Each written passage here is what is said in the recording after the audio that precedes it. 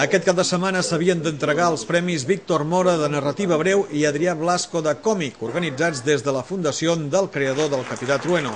Un fet que no serà possible, ja que l'editorial encara no ha imprès els exemplars amb les peces guanyadores. El que s'ha de destacar són les 114 propostes de narrativa breu que s'han rebut a concurs en aquesta 10a edició.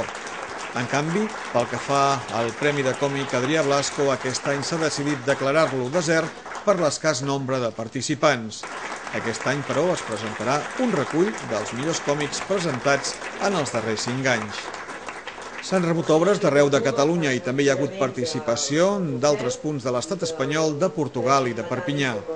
Aquest diumenge estava previst que es fes públic el veredicte i que, com és normal i element distintiu d'aquest premi, es presentés ja el llibre amb el recull de les 15 narracions finalistes.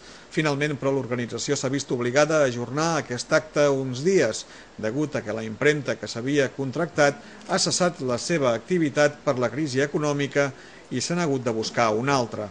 Properament s'anunciarà la nova data de presentació.